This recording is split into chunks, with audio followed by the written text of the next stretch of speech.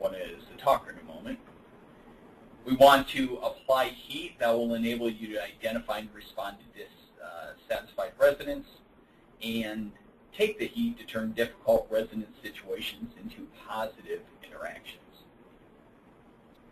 So let's start with two types of dissatisfied residents. We have walkers and talkers.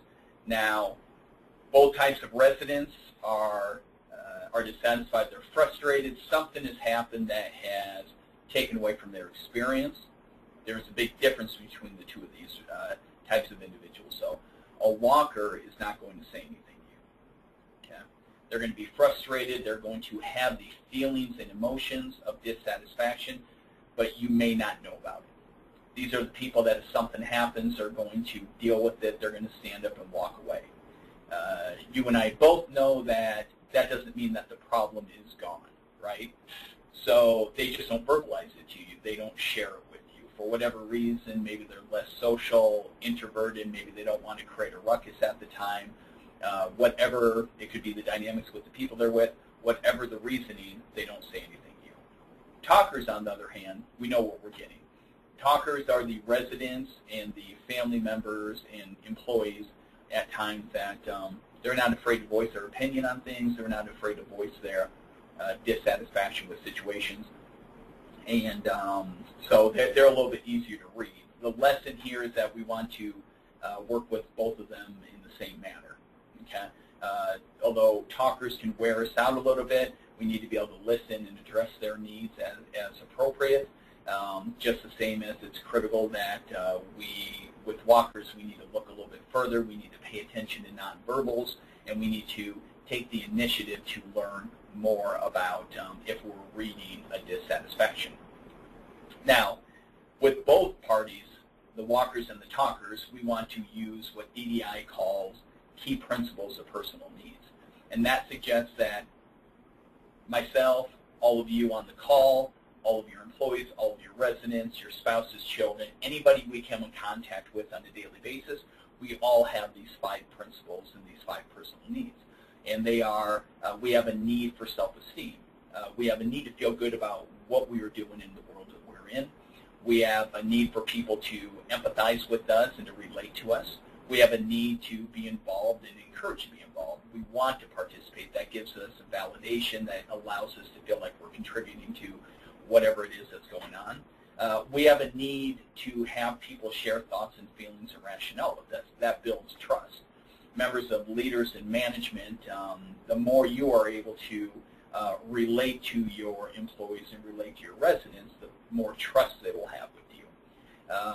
And we have a need for support. And that doesn't mean you remove responsibility.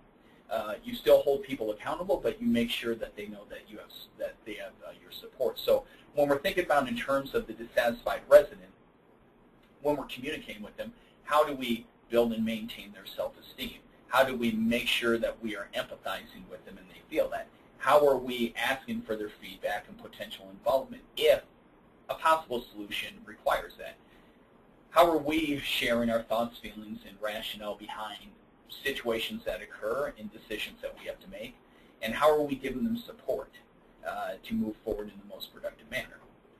Now, again, the talker, we know what we're getting. They're the ones that are going to pick up the phone. They're the ones that are going to call us. They're the ones that are going to let us know what is on their mind. We want to take a bit of time. We want to focus on the walker. And all of these, everything we're talking about here with the talker and the walker is going to lead into taking the heat and how to work through this process. Again, talker, we can see it, we can hear it, we know what's going on. The walker is not that easy, okay? So we're going to have to look for some different things with the walker, nonverbal communication, and also how they are communicating, so that we're able to pick up on what it is they're dealing with, what they might be feeling. Now with the walker, obviously, if they're not saying anything, all we have to go off of is nonverbal. What are their facial expressions? What is their body movement? How are they when they're communicating with us? We should be able to have a pretty good sense if someone is comfortable, if someone is secure in our communication, or if there is some barrier. Now, with the walker, because for whatever reason they don't want to acknowledge it or they don't want to admit it, these are some of the things that we're going to deal with when talking with the walker. When we ask a situation or we encounter them, the goal with this is we want to turn walkers into talkers so we know what's going on. We're going to deal with sarcasm, confusion. They may act surprised. They may withdraw from the situation. They may just not be very willing to communicate and talk. It might make them feel uncomfortable. They may not be able to pinpoint exactly what's going on or why, and they may associate them stepping out of the box and complaining about something as bad. That doesn't mean they don't feel it, right? That's our job to be able to identify that and to work with them. Skepticism. So when we're looking at these 7 things, on the right to them, I've noted some things that how they might respond to situations. So just take a moment and look at those 7 things and what their response might be as they're going through that.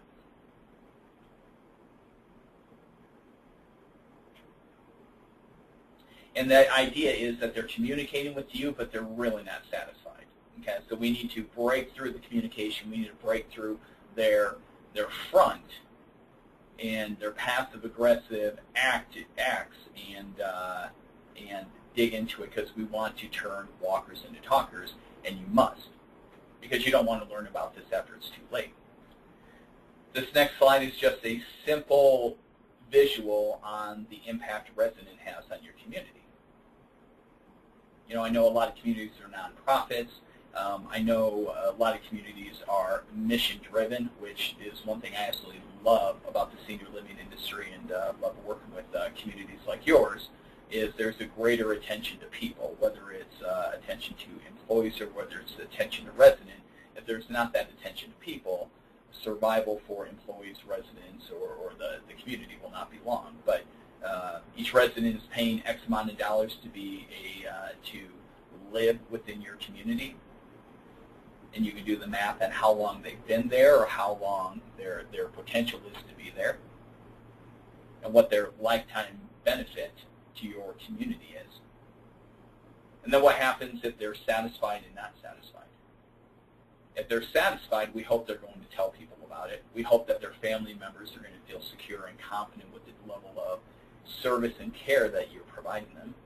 And they're going to, at minimum, be satisfied, be happy.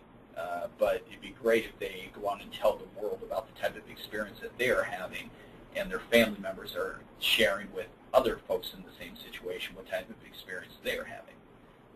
What happens if they're not satisfied? Every single one of the residents are making a decision to live there. They made a decision, which I would imagine is somewhat of a stressful decision, between the leaving the home into a community and the financial responsibility that comes with it. What happens if they are not satisfied? If they're not satisfied, what is the communication among their friends and their social circle within your community? How does that influence them? If they're not satisfied, how are they communicating to their families? And what are their families, or what are their families saying to the rest of your community outside of your senior living community there? Just point being that this is a big deal. We need to pay attention to dealing with dissatisfied residents, and when we don't meet the expectations, how do we handle it and step up and resolve it? So, question is, can you take the heat? And I'll give you a moment just to read over those bullet points right there, just some things to get you thinking about how do you handle situations and how do you receive information coming at you.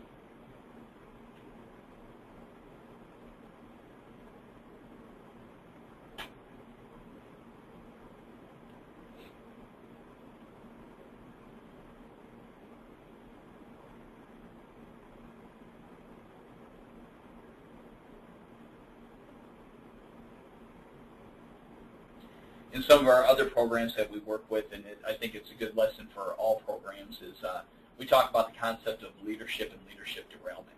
In my opinion, everybody is a leader. Whether you're leading yourself or whether you're leading a 200-employee senior living community, there is still, the more you understand leadership and the more you're able to live based on missions and values and set goals according to that, the better experience it will be for everybody. But when we talk about the concept of leadership derailment, two things will derail all of us as a leader. The first thing is failure to manage ourselves. That lack of self-awareness, that lack of self-management will hinder everything else we do. That second piece of it is that relationship building.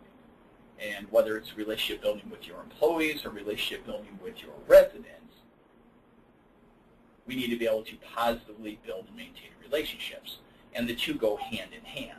These questions right here, can you take the heat, are the looking at yourself in the mirror and asking yourself the questions on, when I'm working with residents, do I provide uninterrupted time for them to share their dissatisfaction? Or am I busy? When they stop in your office or stop you in the hall or track you down, what's on your mind and how much attention are you giving them? Are you empathizing with them before you're starting to apologize? We'll get into more of that in a little bit. What is your voice like? Are you sincere in how you're communicating with them? Maybe this is the 5th time in a week a particular resident is coming in and expressing something to you. At what point does your voice change? At what point does your attitude change with them? So again, this is holding the mirror up so we become as self-aware as possible, so we can set the expectations for ourselves on how we need to show up in the workplace so that we can achieve our goals with our residents. Self-awareness, relationship building. So the process of taking the heat is the acronym of HEAT, as it's outlined here, and the four sessions or sections of taking the heat is hearing them out, empathizing with them, apologizing, and taking responsibility for action. And this is really what I love about some of this leadership development stuff, workplace communications and service excellence, is that all this stuff may seem like common sense. I would imagine that every single person in your community knows how critical it is that you meet the needs of the residents. Okay? Without a system or a process or a way to conceptualize how to do it, everyone's kind of up to their own skill. Okay? What I like about something like this is that it gives you a 4-step process. Are you able to check off each of these 4 things when you interact with residents? Are you hearing them out? Are you empathizing with them? Are you apologizing to them? And are you taking responsibility for your action? So why do we want to do this? Well, we want to address their needs. They have a need to be listened to be valued, and to be respected. We all have that need. So how are we giving them that? We want to provide a way to diffuse negative emotions.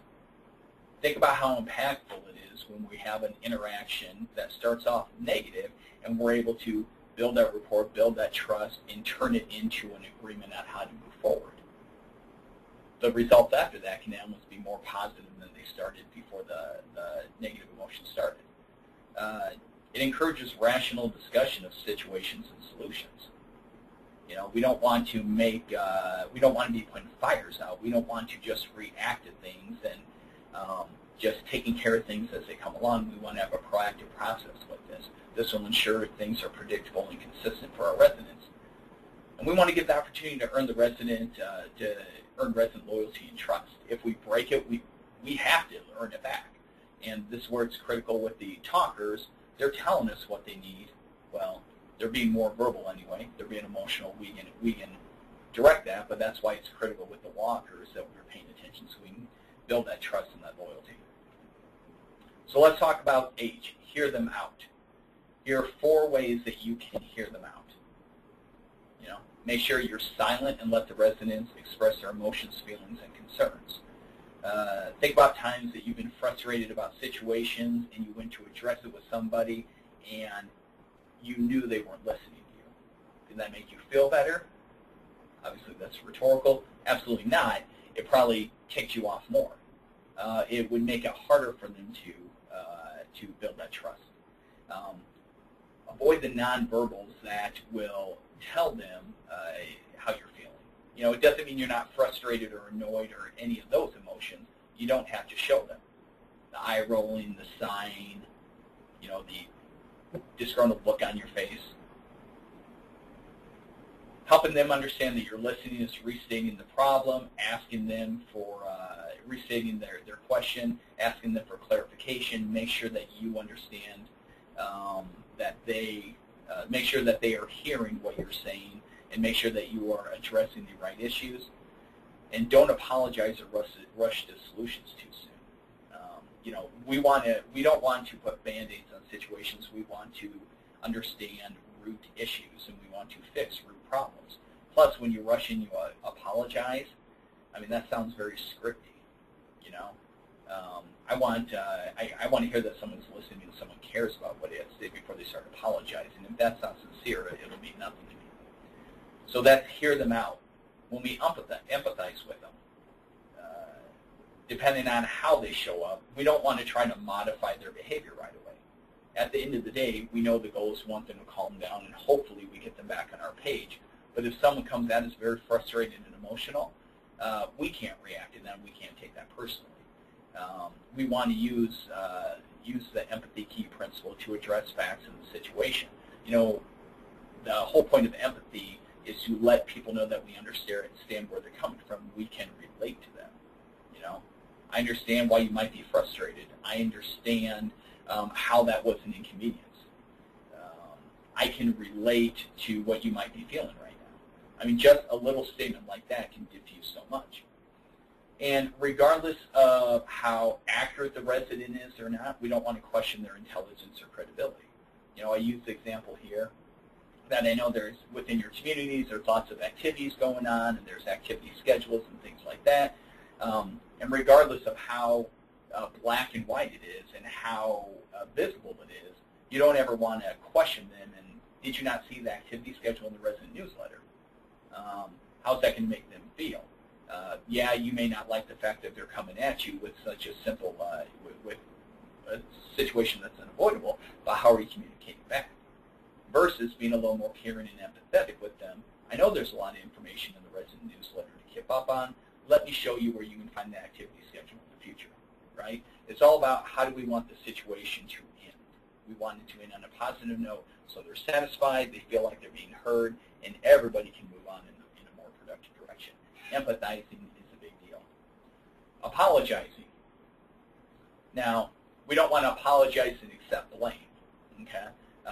We want to apologize that a situation happened. We want to apologize that they feel a certain way, but we're not trying to accept personal blame for something. Again, we don't want to apologize before we empathize because it may seem too soon and insincere.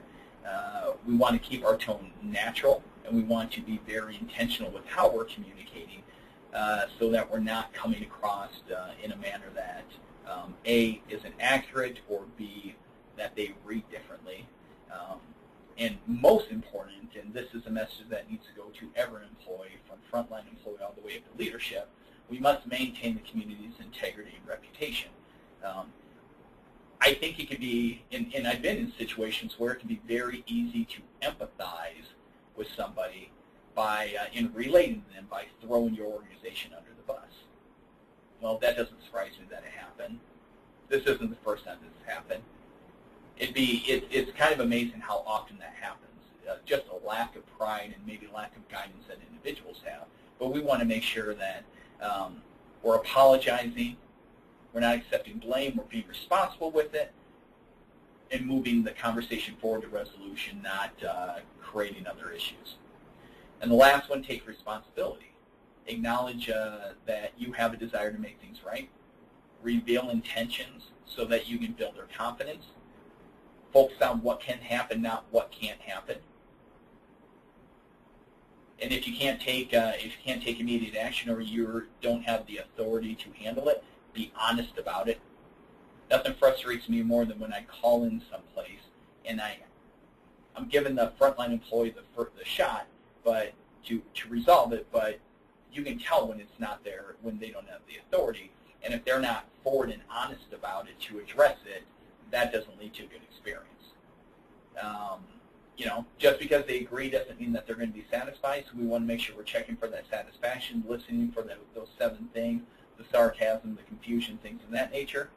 And it should make us feel proud that we're meeting the residents' expectations, because when we do that, we're meeting the organization and the community's expectations. And again, everything comes back to the key principles. If we make the goal and we set the goal that every interaction that we have today, that we're going to enhance and build self-esteem, we're going to respond with empathy and try to understand where they're coming from. We want to get their feedback and encourage their involvement in the solution if it matters. If we're sharing, make sure that we're sharing our thoughts and our feelings to give people a sense of what's going on in our heads, a sense to why things are the way they are. They may not like it and may not agree with it right away, but they respect clear communication. And we want to provide support without removing responsibility. We want to provide support without accepting blame and making a situation bigger.